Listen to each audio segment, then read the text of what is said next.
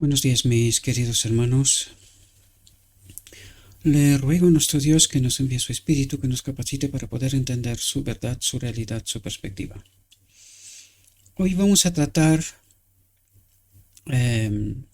Jacob y el ángel. Es un tema que en realidad tiene que ver con los últimos momentos de esta tierra, ¿verdad? Engloba la boda del Cordero, engloba el decreto dominical, el tiempo de angustia final, ¿verdad? Hay muchas cuestiones que necesitamos entender y lo trata de una manera amplia, ¿verdad? No es el propósito realmente en este tema de explicarnos detalles, aunque sí hay tipos y sombras y vamos a tratar de entender estas realidades. Pero para mí la cuestión fundamental es que esta reflexión termina con la causa de por qué la Odisea se perderá. Allí está revelada. Pero sin más dilación vamos a entrar en nuestro tema, vamos a tratar de entender lo que trata de transmitirnos, sobre todo a nosotros, la última generación, porque necesitamos entender, santificarnos en la verdad, purificarnos de toda falsa doctrina, para poder ser parte de los 144.000 del remanente final que será salvo, porque los que son al mismo tiempo parte de la Odisea, aun teniendo la oportunidad de entender la verdad, no serán salvos, ¿verdad? Y es precisamente lo que nos revelará al final de esta historia. Bien, para no perder más tiempo, va a entrar en nuestro tema, Jacob y el ángel. Y dice, el error de Jacob al recibir fraudulentamente, tengo un problema con esta palabra, al recibir fraudulentamente la bendición de su hermano, se le vuelve a presentar forzosamente y teme que Dios permita que Esaú le quite la vida. Ahora, nosotros en la reflexión anterior ya hemos establecido a quién representa Esaú, es a Roma y a sus hijas, ¿verdad? Por lo tanto, ¿a quién tiene Jacob temor, miedo al final?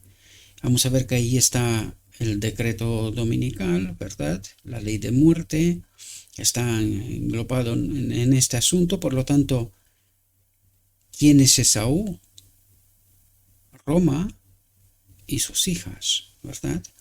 Recordad que el decreto dominical va a ser promulgado por la insistencia del mundo evangélico, ¿verdad?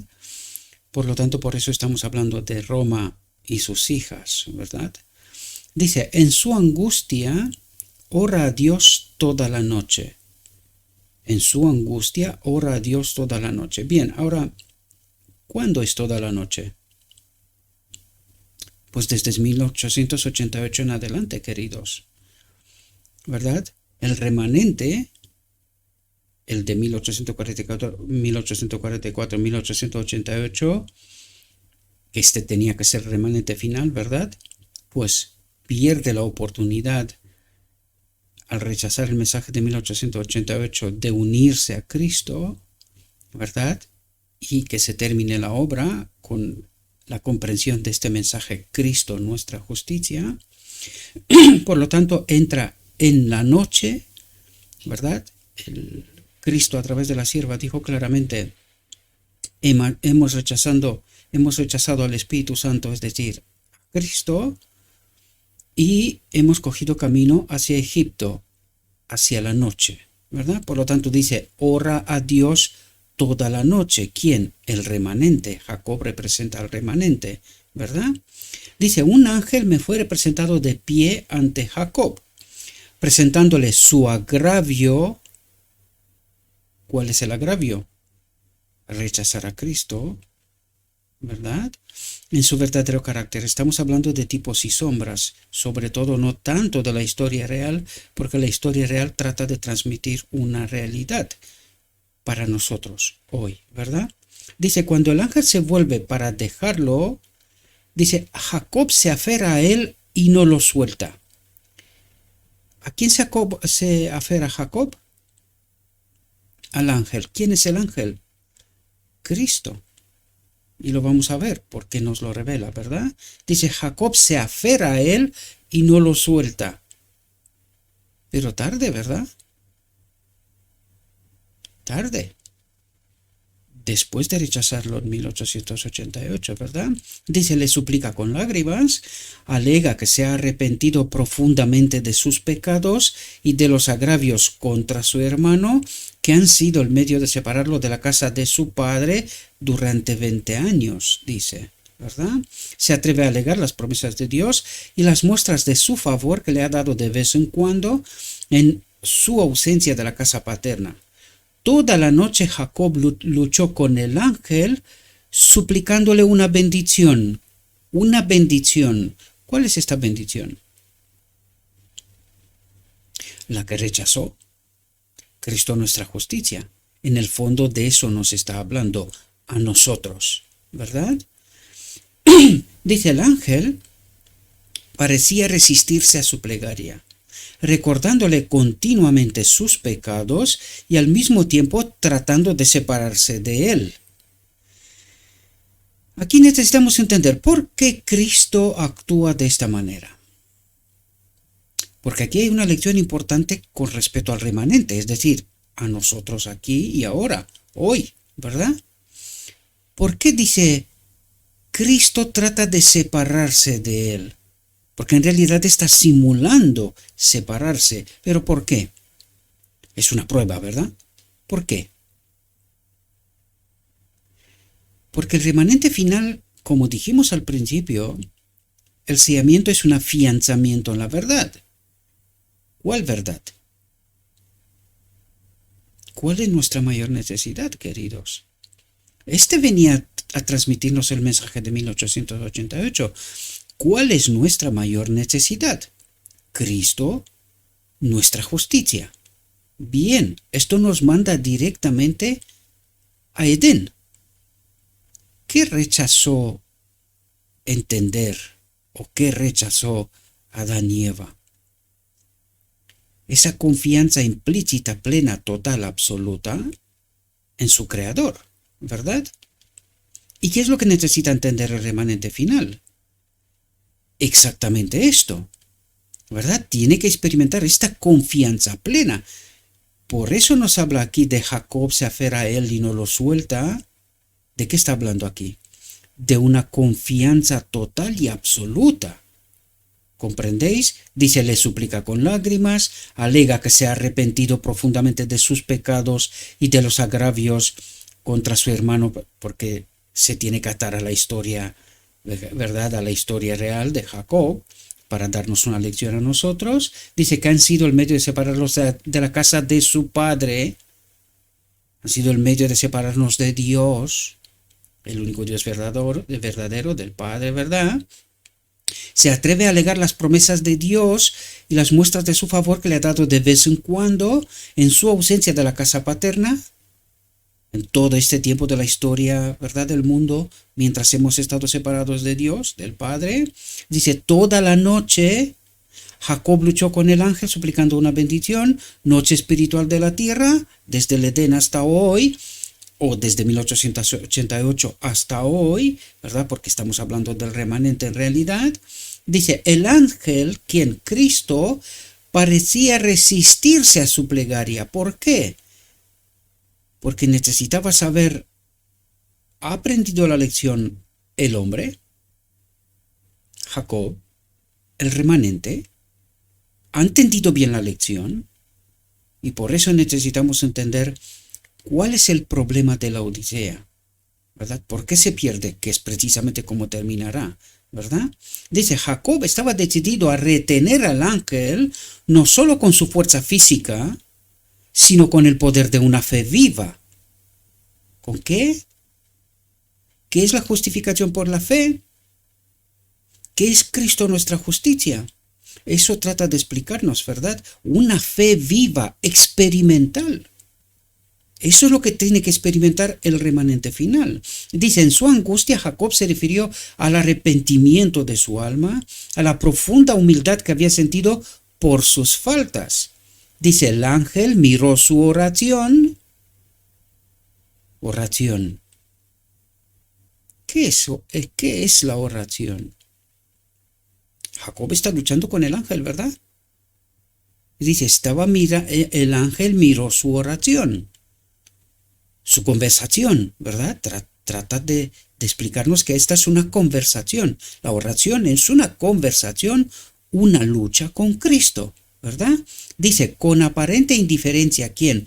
Cristo, aparente indiferencia, haciendo continuos esfuerzos por liberarse de las garras de Jacob. Dice, podía haber ejercido su poder sobrenatural y librarse por la fuerza de las garras de Jacob, pero no quiso hacerlo. ¿Por qué? Porque este no era el propósito. El propósito era que Jacob tenga claras las ideas a quién quiere seguir, con quién quiere vivir, quién es su Dios.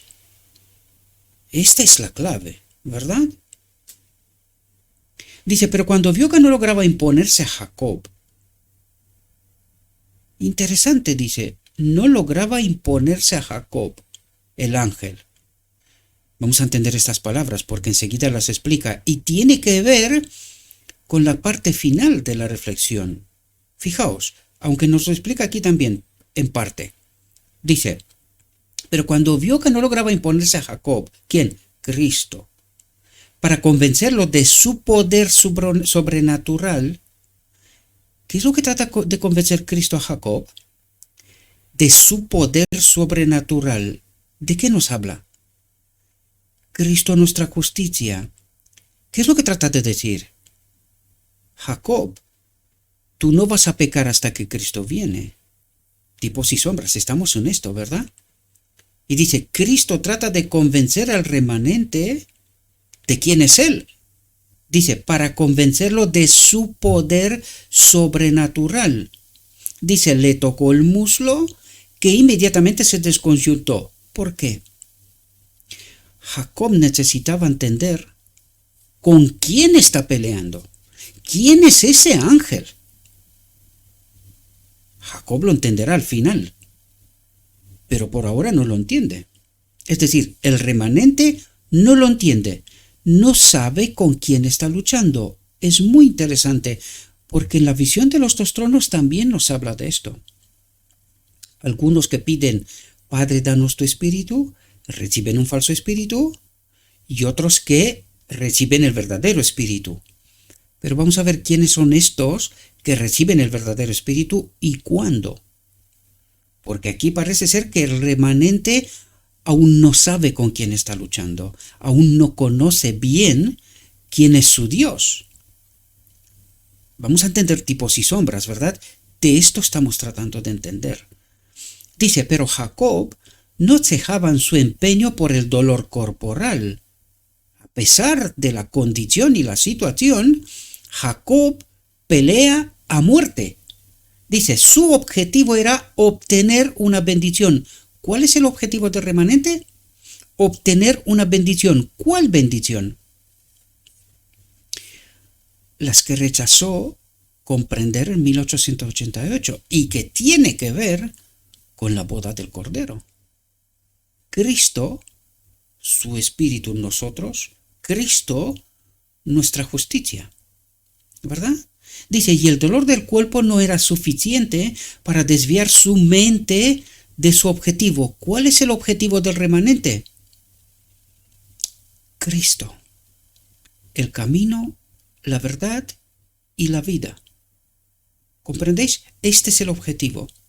Y cuando dice esto, tiene más sustrato, ¿verdad? Todavía, más profundidad.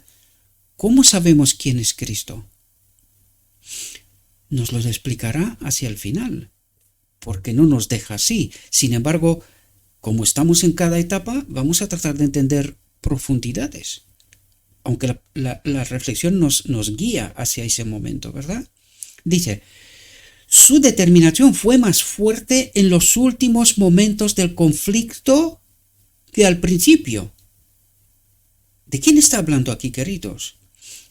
Es que está hablando más de nosotros que de Jacob. Le está hablando directamente al remanente, ¿verdad? Y entendéis lo que dice, la determinación del remanente, Jacob, remanente, su determinación fue más fuerte en los últimos momentos.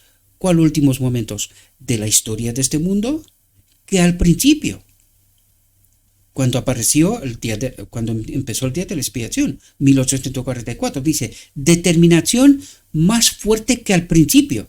¿Por qué? Porque al principio terminó rechazando el mensaje. Al final, esto no puede ser, porque entonces no es el final, ¿verdad? Dice, su fe se hizo más ferviente y perseverante hasta el final, incluso hasta el amanecer, hasta que hace de día, que aparece la luz, que ilumina la tierra con su gloria. ¿Comprendemos? Dice, no soltó al ángel hasta que lo bendijo. No soltó al ángel hasta que participó de la boda del Cordero. Esta es la bendición que necesitamos. Cristo, nuestra justicia. Que nuestra naturaleza caída se una a Él. El camino, la verdad y la vida. Y Él dice, déjame que amanece. Dice Cristo, déjame que amanece, que se termina el día de la expiación, ¿verdad? Dice, y Él respondió, no te soltaré si no me bendices. ¿Cuál es la pelea del remanente, queridos? No te soltaré si no me bendices. ¿Y cómo recibimos la bendición? Por un estudio profundo de la palabra, una comprensión hasta que eliminemos toda la falsa doctrina, todo el falso entendimiento. Así es como se purificará el pueblo de Dios. Recuerden, el sellamiento es un afianzamiento en la verdad. ¿Cómo seremos sellados? ¿Quién es el sello? Cristo, nuestra justicia, el camino, la verdad y la vida. Él es el sello, la ley, ¿verdad? Todo lo que necesitamos. Hago conexiones distintas que están en la palabra de Dios y en el Espíritu de Profecía para que podáis entender el final, el momento final de lo que trata de explicarnos, ¿verdad? Dice, y él respondió, no te soltaré si no me bendices. Fijaos lo que dice. El ángel preguntó entonces, ¿cuál es tu nombre? Y él respondió, Jacob. Y él dijo, no se llamará más tu nombre Jacob, suplantador, ¿verdad? Porque eso es lo que hizo, se suplantó para recibir engañosamente la bendición de su hermano, ¿verdad? Sino Israel, porque como príncipe tienes poder con Dios y con los hombres. Eso es muy importante. Estamos hablando de Jacob, remanente. Dice, tienes poder con Dios. ¿Cómo tienes ese poder con Dios? Porque estás unido a Cristo, ¿verdad? Santificado en la verdad, purificado de toda falsa doctrina. Dice, y con los hombres. ¿Cuáles hombres? Que son parte de la Odisea. Jacob tiene una misión. Isaías 58, primeros versículos. Tiene que proclamar la verdad a la casa de Jacob, ¿verdad? A Israel, al pueblo de Dios. Pues tiene una misión con el pueblo, dice, y con los hombres. Y dice, y has prevalecido. ¿Por qué? Porque ¿quién es esa bendición? Es Cristo. Prevalece porque es obra de Cristo, ¿verdad? Dice, la fe perseverante de Jacob prevaleció. ¿Cómo vence Jacob? Por fe. Dice, se aferró al ángel hasta que obtuvo la bendición que deseaba y la seguridad del perdón de sus pecados. ¿Cuál es el problema? del remanente? Necesitamos entender estas profundidades, queridos, porque no nos queda más tiempo, ¿verdad? No nos queda más tiempo.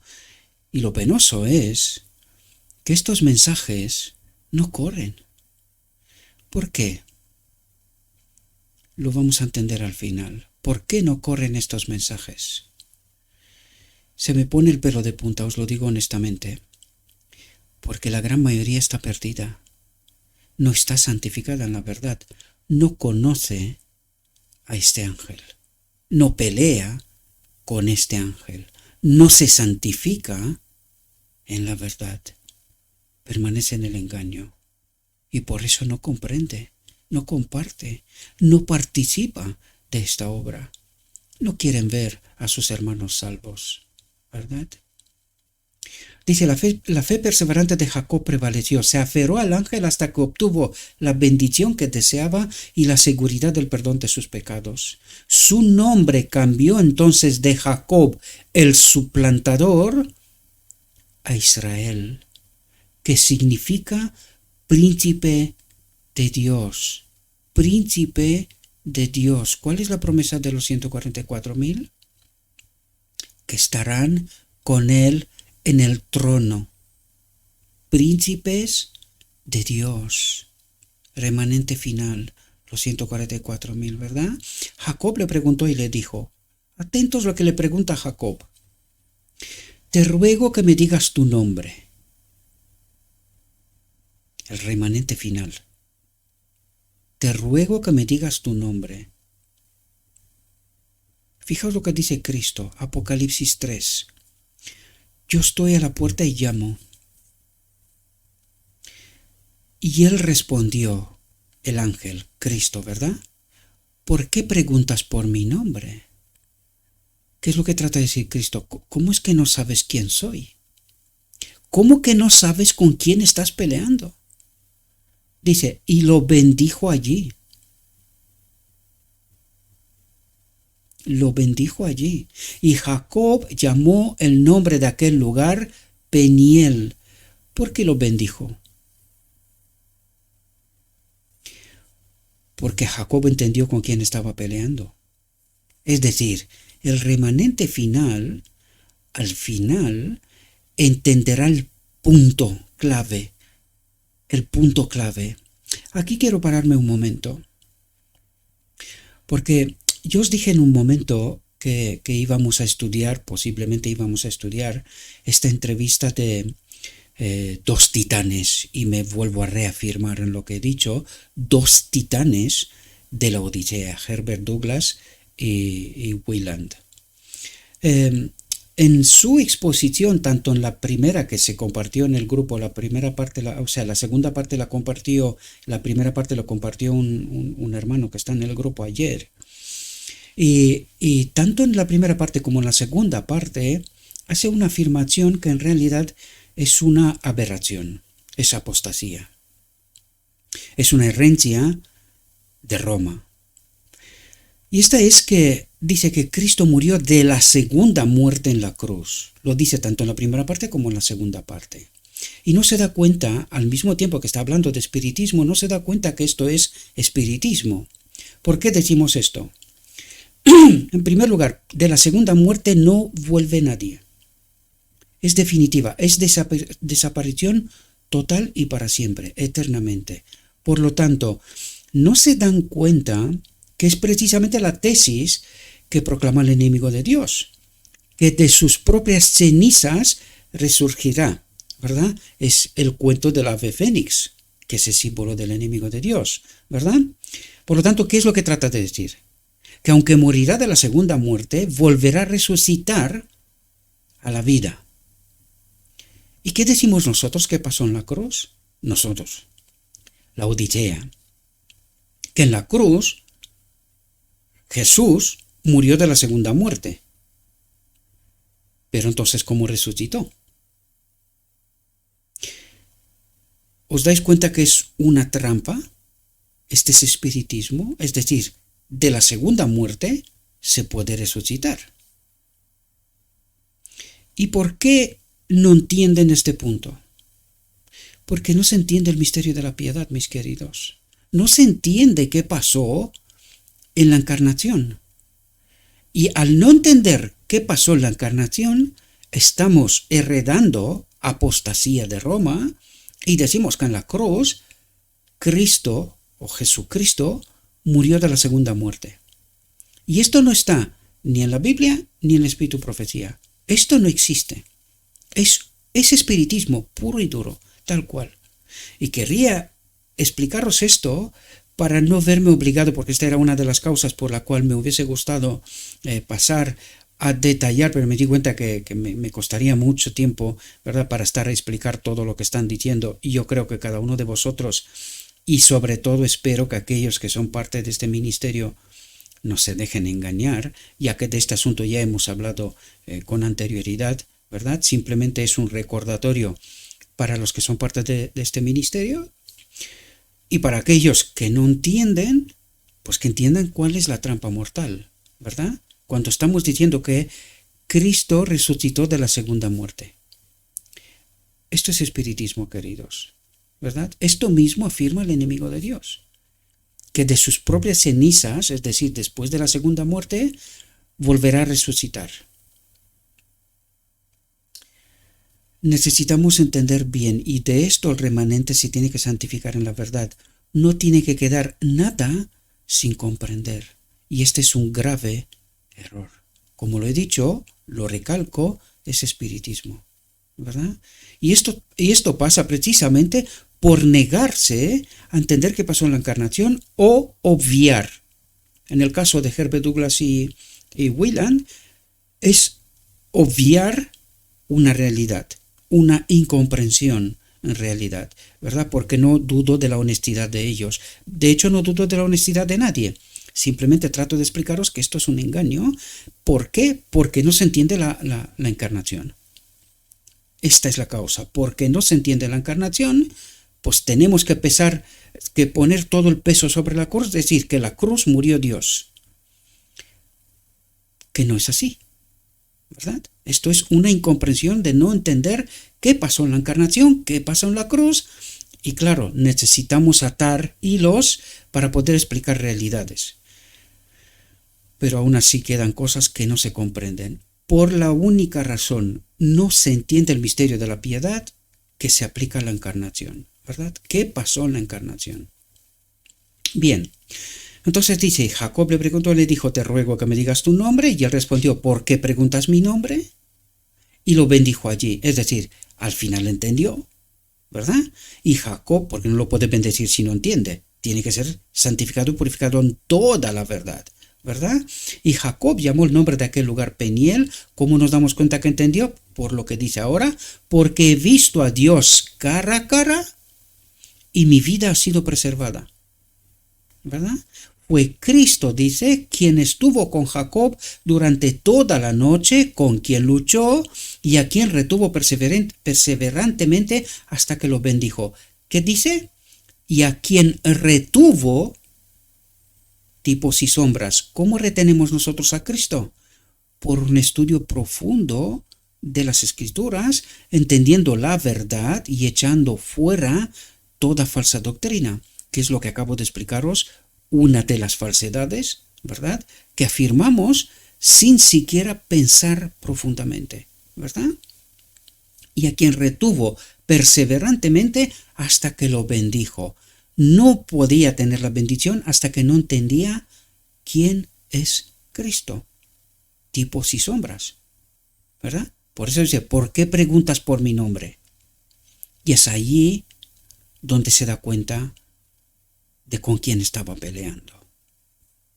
Pelea simbólico, tipo sombras, es peleamos con Cristo a través de la verdad. Queremos entender quién es Cristo. Y es precisamente lo que tratamos de hacer desde hace tanto tiempo en este ministerio. Entender quién es Cristo. Misterio de la piedad, qué pasó en la cruz, la boda del Cordero y todos estos eventos, ¿verdad?, que son tan importantes. Dice, el Señor escuchó las súplicas de Jacob y atentos, porque aquí nos revela los últimos momentos de la historia de este mundo, ¿verdad? Una vez que recibe la bendición, ¿dónde se recibe la bendición? En la boda del Cordero, ¿verdad? Fijaos lo que pasa. Dice, el Señor escuchó las súplicas de Jacob y cambió los propósitos del corazón de Esaú. ¿Qué hizo?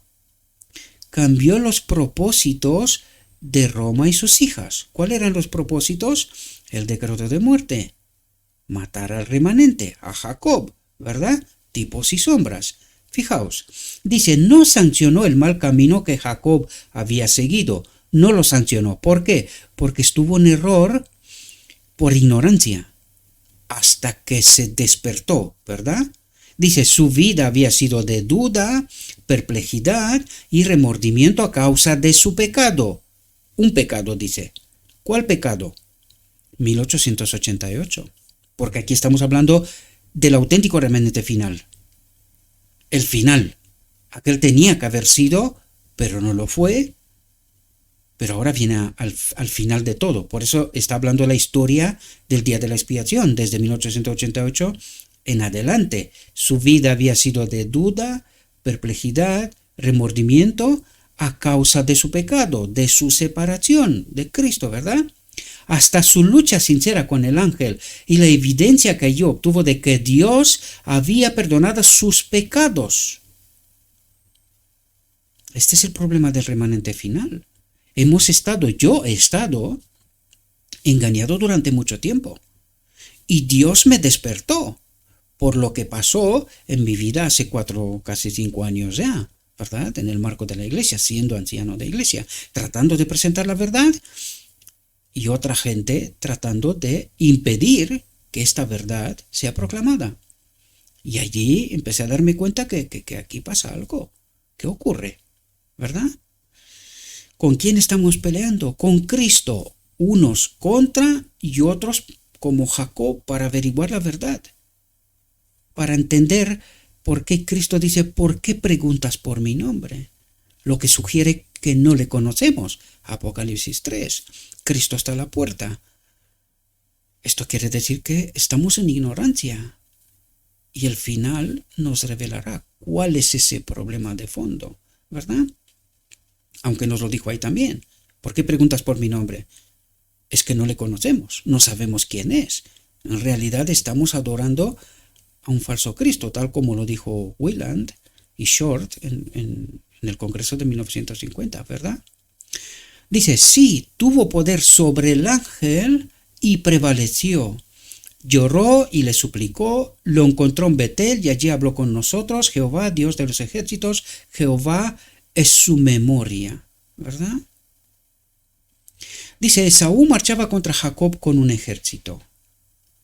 Estamos hablando del decreto de muerte ya, ¿verdad? Se da el decreto de muerte una vez que pasa la boda del Cordero, viene el decreto de muerte. Esaú marchaba contra Jacob, contra el remanente, con un ejército. Dice, con el propósito de matar a su hermano, al remanente, ¿verdad? Dice hermano, porque esta gente creen seguir a Cristo, pero no saben que están en realidad contra Cristo, ¿verdad? Dice, pero mientras Jacob luchaba con el ángel aquella noche, dice, otro ángel fue enviado para conmover el corazón de Esaú en sus horas de sueño. Es decir, Dios obra y trata de salvar a Esaú, tipos y sombras, a todos aquellos que se han quedado en el lugar santo después de 1844, al no entender 2300 tardes y mañanas y lo que iba a ocurrir, no entendieron el santuario, no entendieron el día de la expiación. Por lo tanto, Dios trata de salvar a Esaú y habrá quien sí será salvo. Habrá quien sí será salvo, aceptará como el ladrón en la cruz en el último momento la verdad, aceptarán a Cristo, serán salvos. Otros no, ¿verdad? Otros no. Dice, otro ángel fue enviado para conmover el corazón de Esaú en sus horas de sueño. En su sueño vio a Jacob desterrado de la casa de su padre durante 20 años porque temía por su vida. Y marcó su dolor al encontrar a su madre muerta. Vio en su sueño la humildad de Jacob y ángeles de Dios a su alrededor. Soñó que cuando se encontraban no tenía intención de hacerle daño. Dios trata de explicarles lo que va a ocurrir, pero lo que tiene que hacer, ¿verdad? Dice, cuando Esaú despertó, relató su sueño a sus 400 hombres y les dijo que no debían herir a Jacob porque el Dios de su padre estaba con él y que cuando se encontraba con Jacob ninguno de ellos le hiciera daño. La visión de los 2 tronos termina precisamente con eso. Roma y sus hijas, la sinagoga de Satanás, dice, la visión de los 2 tronos termina así, adorarán a los santos, al remanente. Porque ¿quién está en remanente? Cristo. Habían participado de la boda del Cordero. Cristo nuestra justicia. Cristo está en este templo, ¿verdad? Y por eso nos dice aquí lo mismo que como termina la visión de los 2 tronos, lo mismo. Y que cuando se encontraran con Jacob el remanente, ninguno de ellos le hiciera daño, ¿verdad? Entonces Jacob alzó los ojos y miró. He aquí que Esaú venía y con él 400 hombres, y pasando delante de ellos se inclinó a tierra 7 veces hasta llegar cerca de su hermano. Y Esaú corrió a su encuentro, lo abrazó, se echó a su cuello y lo besó y lloraron. Al final, ¿verdad? Es decir, allí habrá gente que aceptarán a Cristo en el último momento. Fijaos lo que ocurre, porque necesitamos entender esos pequeños detalles, tipos y sombras, ¿verdad? Dice, Jacob suplicó a Esaú que aceptara una ofrenda de paz. ¿Cuál es esta ofrenda de paz? Cristo nuestra justicia. ¿Paz con quién?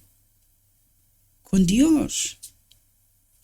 Fijaos lo que dice, a lo que Esaú se negó, pero Jacob le instó.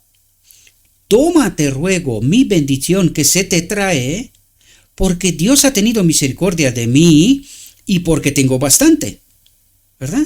Y le instó y la tomó. Es decir, habrá una parte de Esaú que no aceptarán. Habrá otra parte de Esaú que aceptarán. Eso es lo que trata de explicarnos en esta pequeña frase, ¿verdad? Lo sabemos por otros textos y por la Biblia, ¿verdad? Fijaos ahora, entra a explicar con mayor profundidad. Dice, Jacob y Esaú representan 2 clases. Jacob, el justo, el remanente, que se ha apoderado de Cristo en esta pelea con la verdad, ha entendido quién es Cristo, ¿verdad? Y Esaú, el malvado. Dice, la angustia de Jacob cuando supo que Esaú marchaba contra él con 400 hombres, representa la angustia de los justos cuando se dicta el decreto de darles muerte. ¿Entendemos? Es decir, Jacob ya ha participado de la boda del Cordero. Y ahora hay un tiempo de gracia especial para Esaú, para aquellos que se han quedado en el lugar santo, Roma y sus hijas, ¿verdad? Dice, representa la angustia de los justos cuando se dicta el decreto de darles muerte, justo antes de la venida del Señor, la visible en este caso, ¿verdad? Cuando los malvados se reúnan a su alrededor, se llenarán de angustia, pues como Jacob no ven escapatoria para sus vidas. Y si miramos con atención aquí afuera, estamos viendo que se está estrechando el círculo, estamos cada vez más condicionados. Esta supuesta democracia deja de serlo porque pilar tras pilar de todo lo que fue construido hasta ahora, me refiero a la sociedad, se está derivando. Se está derivando, ¿verdad? Se está cayendo todo. Por eso decíamos que el enemigo nos ha engañado, simulando que en este mundo puede haber democracia, libertad, y haciéndonos incluso pelear por esto. ¿A dónde nos lleva todo esto? ¿Qué pasó? ¿Por qué vino el diluvio de Noé? Por toda la aberración. ¿Qué está ocurriendo hoy? ¿A dónde se dirige el mundo? Tratando de adorar a Dios, entender a Dios, hacia la moral, o todo lo contrario. Pues necesitamos entender en qué mundo vivimos, queridos, porque hemos sido engañados, incluido la iglesia. Jacob no sabía con quién estaba peleando, desconocía a Cristo, hasta que Cristo se le reveló. ¿por qué preguntas por mi nombre? ¿Verdad? El ángel se puso delante de Jacob y él se asió del ángel y lo sostuvo y luchó con él toda la noche. Así también los justos, en su tiempo de angustias y aflicción, lucharán en oración con Dios como Jacob luchó con el ángel. Jacob en su angustia oró toda la noche para librarse de la mano de Esaú. Los justos en su angustia mental clamarán a Dios día y noche para que los libre de la mano de los malvados que los rodean. Jacob confesó su indignidad. Dice, no soy digno de la menor de todas las misericordias y de toda la verdad que has mostrado a tu siervo. ¿Qué es lo que dice el remanente? El remanente va a la cruz. Va a la cruz. Y el yo muere. No soy digno de la menor de todas las misericordias y de toda la verdad que ha mostrado a tu siervo. Entiende que no soy yo. Es Él el que tiene que obrar. Los justos en su angustia tendrán un profundo sentido de su indignidad y con muchas lágrimas reconocerán su total indignidad y como Jacob alegarán las promesas de Dios por medio de Cristo, hechas justamente a tales pecadores dependientes, impotentes y arrepentidos. Jacob se aferró firmemente al ángel en su angustia y no lo soltó. Mientras suplicaba con lágrimas, el ángel le recordó sus pasadas injusticias y trató de escapar de Jacob para probarlo. ¿Por qué quería escapar de Jacob? Para probarlo. ¿Estás seguro ahora con quién estás peleando? Y cuando dice estás peleando, estamos hablando simbólicamente, queridos, pelear con la verdad, eliminar por medio todos los errores, afianzarnos en Cristo, el camino, la verdad y la vida, ¿verdad? Y eso es lo que trata de ponernos a prueba aquí. El ángel le recordó sus pasadas injusticias y trató de escapar de Jacob para probarlo. Es decir, nos recuerda todos los errores, todo el camino de nuestra experiencia y ahora nos pregunta, ¿ahora confías en mí? ¿Ahora entiendes quién es tu justicia? ¿Ahora sabes que sin mí no eres nada? Y esta tiene que ser nuestra experiencia. No soy digno de la menor de todas las misericordias y de toda la verdad que has mostrado a tu siervo. Esa también es la experiencia de Moisés, ¿verdad? Dice, así los justos en el día de su angustia,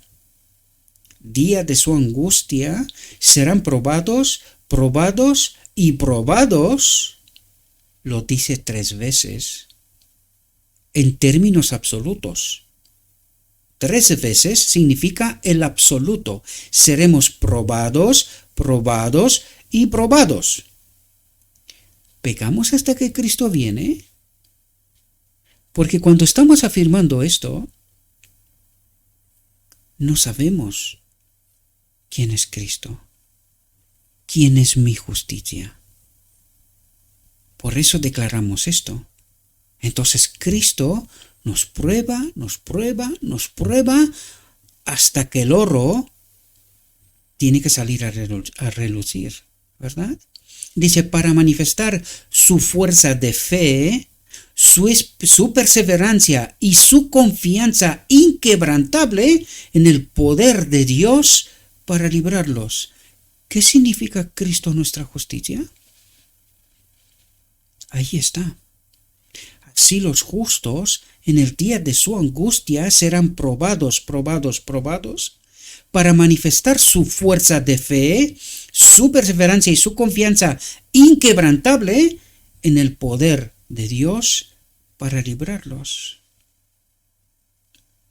Ahora entendemos. Jacob no se dejó rechazar. Sabía que Dios era misericordioso y apeló a su misericordia. Se remontó a su pasado dolor y arrepentimiento por sus males e insistió en su petición de ser liberado de la mano de Esaú. Perdóname un segundo.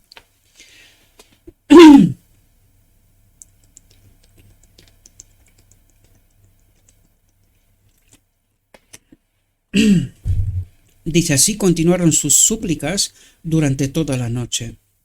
A medida que repasaba sus errores pasados, se sentía casi desesperado, pero sabía que debía recibir ayuda de Dios o perecer. Sabía que debía recibir ayuda de Dios o perecer.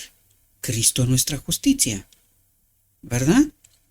Sujetó con fuerza al ángel e insistió en su petición con gritos angustiosos y fervientes hasta que venció. Así sucederá con los justos. Al repasar los acontecimientos de sus vidas pasadas, sus esperanzas casi se hundirán, pero cuando se dan cuenta de que se trata de un caso de vida o muerte, clamarán fervientemente a Dios y apelarán a Él en relación con su dolor pasado y su humilde arrepentimiento de sus muchos pecados, y entonces se referirán a su promesa, que se apodere de mi fuerza para que haga la paz conmigo y hará la paz conmigo, que se apodere de mi fuerza. ¿Qué quiere decir? Entiende Cristo nuestra justicia. Entiende quién soy yo para ti. Que se apodere de mi fuerza. Cristo, el Espíritu Santo, la naturaleza divina, esa vida que nos fue dada a nosotros, ¿verdad? Para que haga la paz conmigo. ¿Entendéis lo que significa la boda del Cordero? Para que haga la paz conmigo y hará la paz conmigo. Pero no antes de saber con quién estamos peleando, ¿verdad? No antes de saber con quién estamos peleando. Así ofrecerán a Dios día y noche sus fervorosas súplicas. Dios no había escuchado la oración de Jacob y misericordiosamente salvado su vida. Si él no se hubiera arrepentido previamente de sus agravios al obtener la bendición mediante fraude. ¿Entendéis, queridos?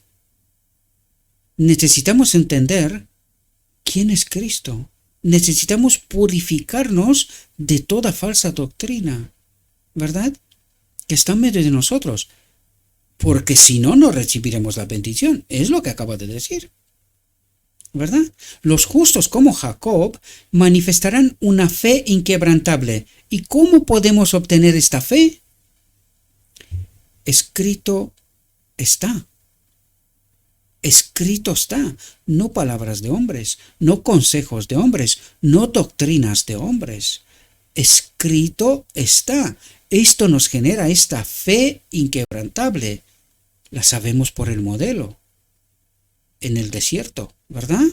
Y una determinación sincera que no admitirán negación alguna.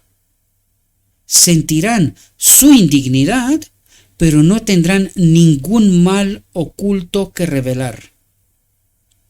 Ya están seguros con quién están peleando, de quién piden la bendición, con quién quieren hacer la paz. Tienen una fe inquebrantable. Escrito está, ¿verdad? Si tuvieran pecados no confesados y no arrepentidos, que aparecieran entonces ante ellos, mientras están torturados por el temor y la angustia, atentos, porque aquí también la parábola de las 10 vírgenes también nos habla de, nos dice lo que está tratando de decirnos aquí. Dice, mientras están torturados por el temor y la angustia, con un vivo sentido de toda su indignidad, se sentirían abrumados.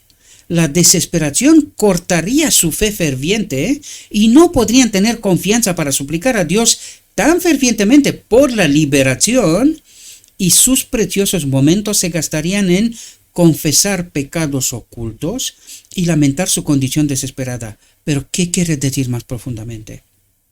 Para poder confesar pecados ocultos, primero tiene que descubrir cuáles son estos pecados ocultos.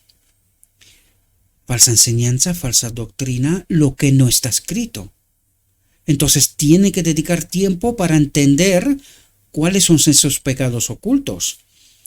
El Carmel, véase, ¿verdad? Y lamentar su condición desesperada. Mientras tanto, ¿qué pasa? Que ¿cómo se llama? Cristo y la novia pasan, entran en la boda del Cordero, mientras los otros tienen que ir a comprar aceite a los que venden doctrinas, palabras, enseñanzas de hombres. Y se pierden la bendición, ¿verdad? La boda del Cordero.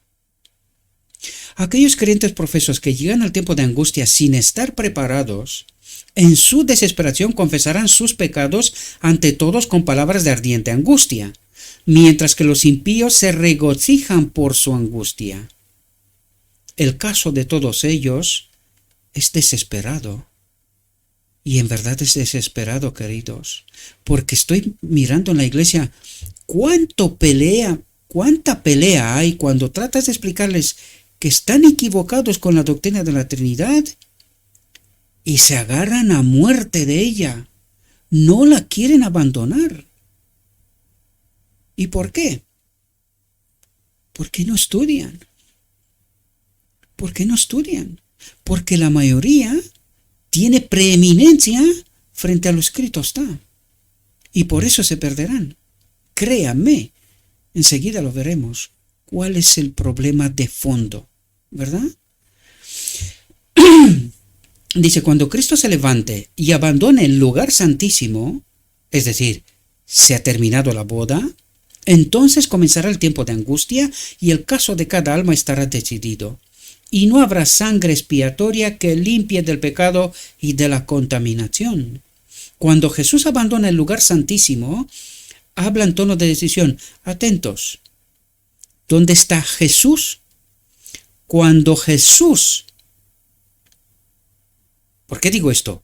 ¿Dónde está Cristo? Con nosotros. ¿Y dónde está Jesús? En el santuario celestial. Cuando Jesús abandona el lugar santísimo, habla en tono de decisión y autoridad real. De hecho, os invito a Ezequiel 9, queridos.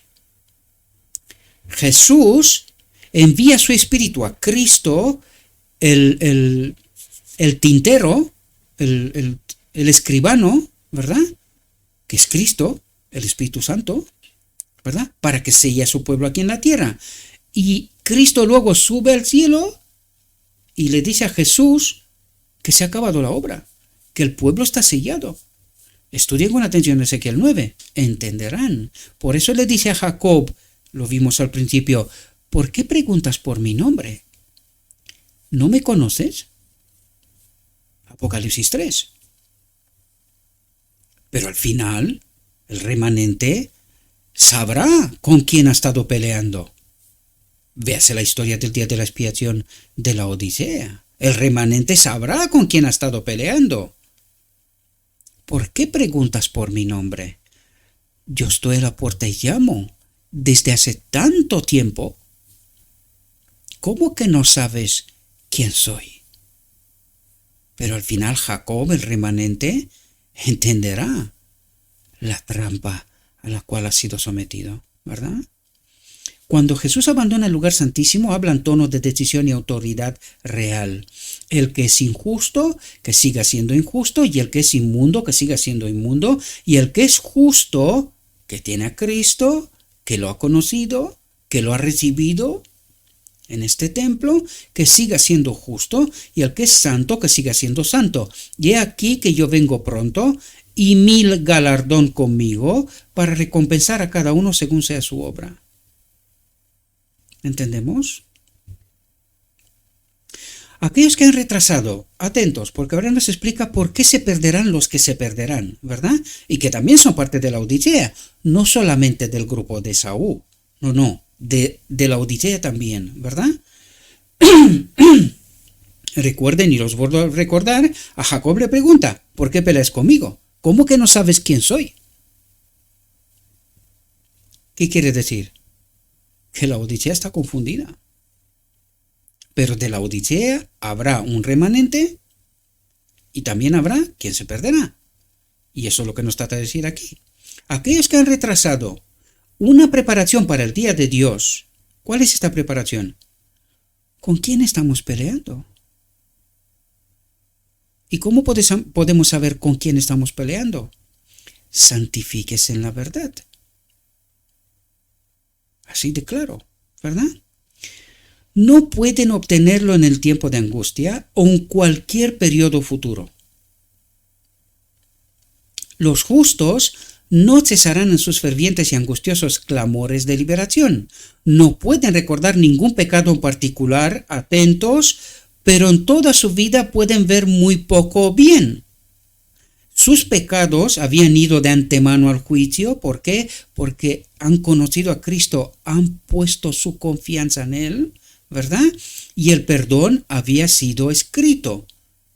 El perdón, ¿quién es el perdón? Pues porque en la boda del Cordero nos unimos con Él, confiamos en Él, entramos con Él en la boda.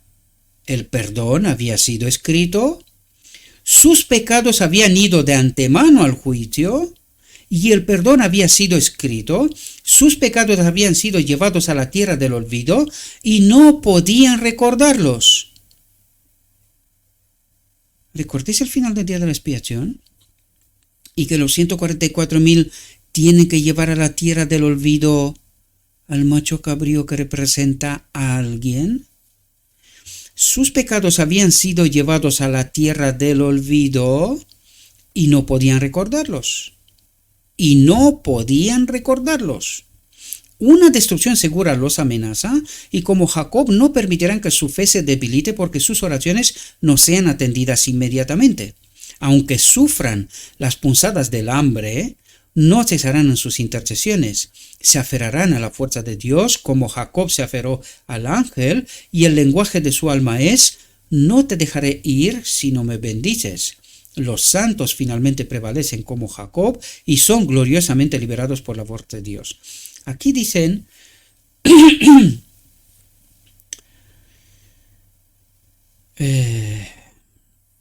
yo me acuerdo aquí que aunque sufran las punzadas del hambre, aquí me acuerdo que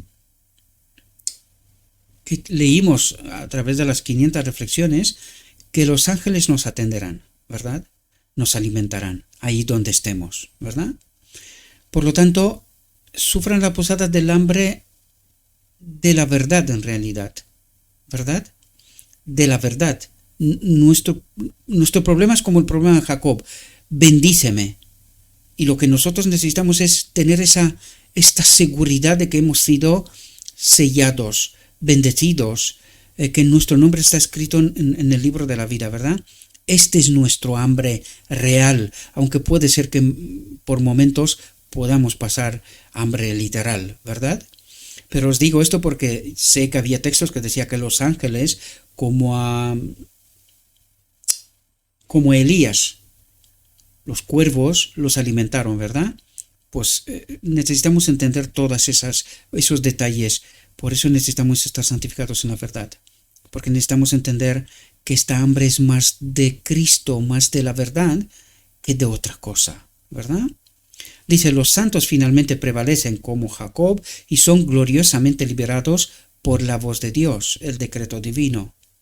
Lo vimos en la visión de los dos tronos también, ¿verdad? Son liberados por la voz de Dios, ¿verdad?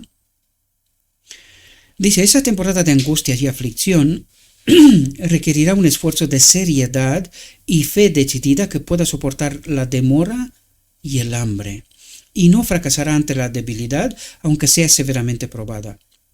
El periodo de prueba es el tiempo concedido a todos para prepararse para el día de Dios. Digo esto, queridos, porque necesitamos entender que cuando empieza el conteo de los 144,000, esto también lo vimos a través de las reflexiones anteriores, empezó a partir de 1844, el conteo de los 144,000. Por lo tanto, cuando estamos hablando de hambre, es un hambre por la verdad sobre todo, ¿verdad? No tanto literal, aunque también, ¿verdad? En la experiencia del pueblo de Dios, pues hemos pasado por 2 guerras mundiales y ahora al final pues también hay gente que pasa hambre. O sea, no pensemos solamente en las partes del mundo que están más o menos bien, sino hay que pensar la China, la India y en otras partes, ¿verdad? Entonces esto se aplica no es una norma general, sino por partes, ¿verdad? Algunos experimentamos más unas cosas, otros otras cosas, ¿verdad? Pero estamos englobados en esta realidad, ¿verdad?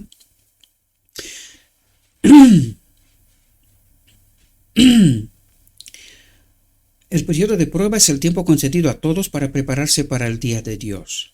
Si algunos descuidan la preparación y no prestan atención a las fieles advertencias dadas, no tendrán excusa. ¿Y entendéis de qué tipo de hambre estamos hablando sobre todo?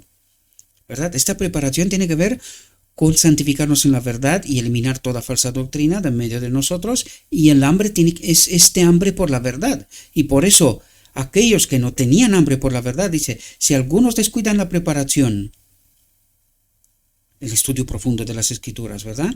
Y no prestan atención a las fieles advertencias dadas, porque Dios envía sus mensajeros al final. Veas este ministerio, envíase otros, ¿verdad? No tendrán excusa.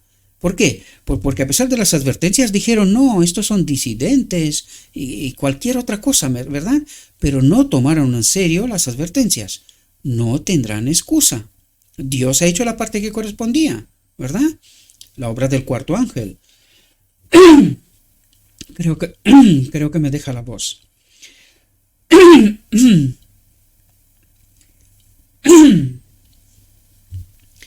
Creo que me estoy quedando sin voz ya. Dice, la lucha seria y perseverante de Jacob con el ángel debe ser un ejemplo para los cristianos.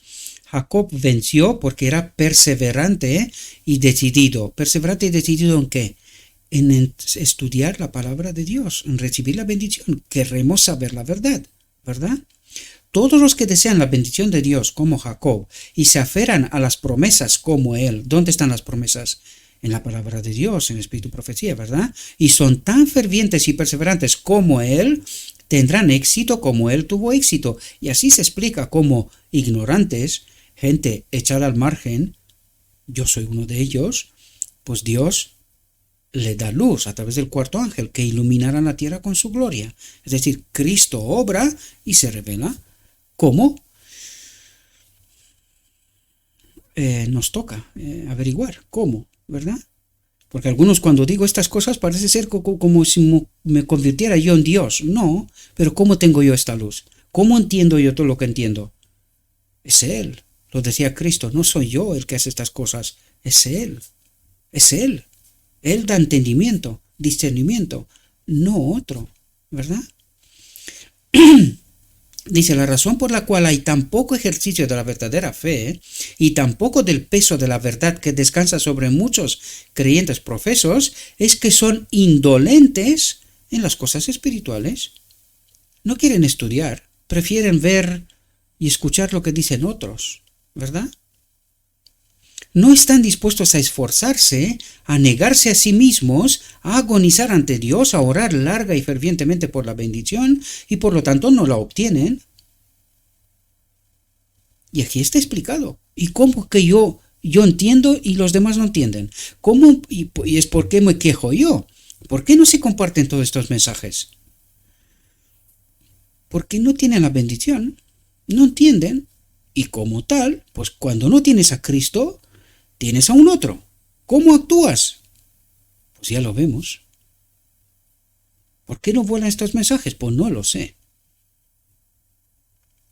Sí lo sé, pero no quiero dejarlo tan claro y tan patente, ¿verdad?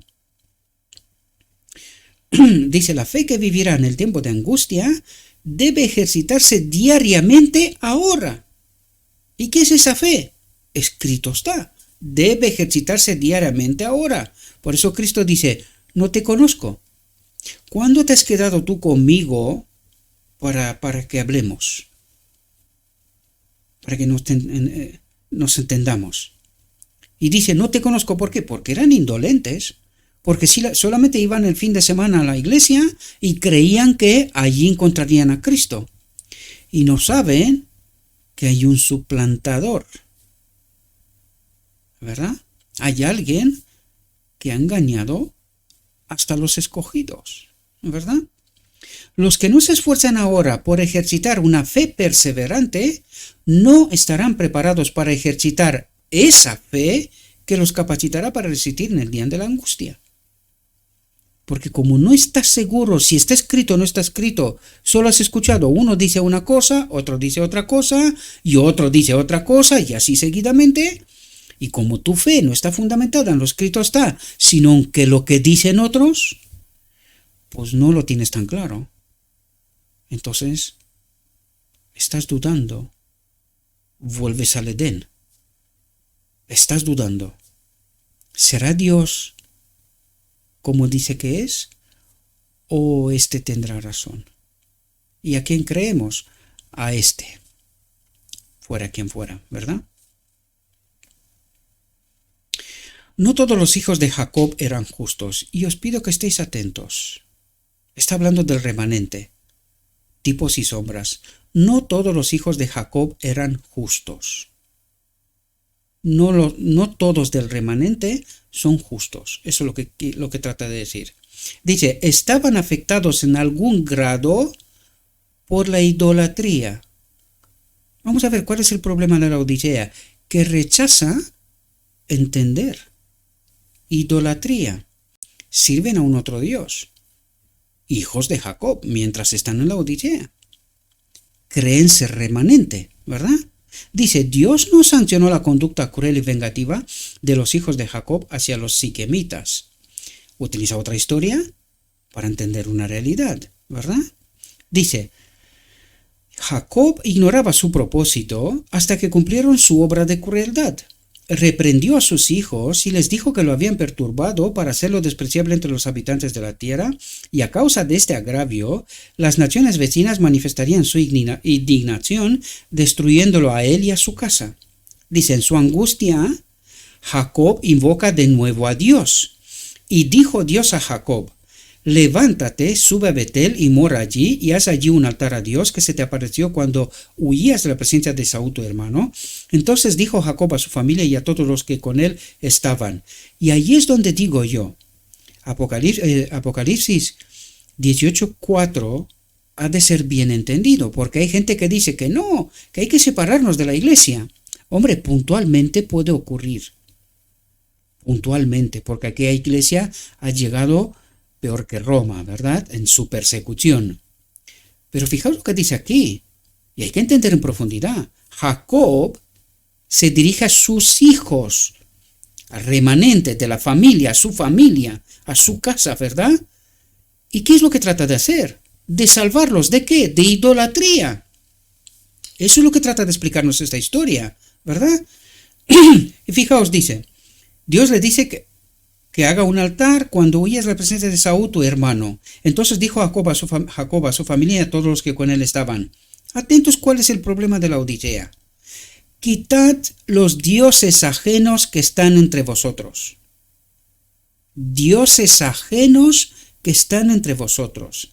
Limpiaos y mudad vuestros vestidos, y levantémonos y subamos a Betel, y haré allí un altar a Dios, que me respondió en el día de mi angustia, y estuvo conmigo en el camino por donde anduve.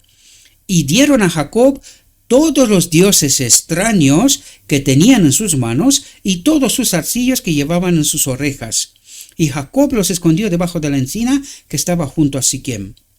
Y la familia de Jacob nunca los volvió a encontrar. ¿Quiénes serán los salvos? Los que abandonarán a los dioses ajenos que están entre vosotros, en la Odisea, en el remanente.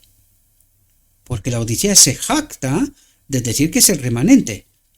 ¿Es el remanente? Están afectados en algún grado por la idolatría. ¿Y qué le dice Dios? ¿Por qué no puede entrar Cristo? ¿Por qué está a la puerta y llama? Quitad los dioses ajenos que están entre vosotros. ¿Puede Cristo entrar en este templo mientras otros dioses ajenos habitan aquí? ¿Cuál es el problema de la Odisea? ¿Qué nos cuenta el Carmel? Que es otro símbolo, otro tipo y sombra del remanente final. O de la Odisea, mejor dicho. Pues a ver si entendemos de una vez. A ver si dejamos de adorar a dioses ajenos que están entre nosotros. y no podemos ser salvos, ni hacer la paz con Cristo, mientras estamos en idolatría. Laodicea, despierta de una vez. Deja de estar engañada. Y la familia de Jacob nunca los volvió a encontrar. Y se pusieron en camino, entendieron que estaban adorando a falsos dioses o a dioses ajenos, y el terror de Dios estaba sobre las ciudades que estaban alrededor de ellos, es decir, recibieron la protección de Dios y no persiguieron a los hijos de Jacob, al remanente final, ¿verdad? Jacob se sintió humillado y exigió a su familia que se humillara y se despojara de todos sus ornamentos, pues debía hacer expiación por sus pecados, ofreciendo un sacrificio a Dios para que se les suplicara por ellos y no los dejara para que fueran destruidos por otras naciones. ¿Por qué digo yo que no tenemos que salir de nuestras iglesias? Porque hay que salvar a esta gente, a la familia de Jacob, al remanente que están en idolatría. Hay que salvarlos. No podemos marcharnos y darlos por muertos, porque entonces nos convertimos en jueces. Y este no es nuestro trabajo. Nuestro trabajo es advertir, Isaías 58, advertir la casa de Dios de sus apostasías. Este es nuestro trabajo. ¿Qué nos pide Apocalipsis 18:4? Que nos separemos de la apostasía y que la proclamemos en medio del pueblo de Dios. Por lo tanto, necesitamos entender con toda la profundidad estas realidades. No vaya a ser que creyendo saber la verdad, nos separamos y no cumplimos con nuestro deber. Que por eso os digo yo una y otra vez, compartan, queridos. ¿No amáis a vuestros hermanos?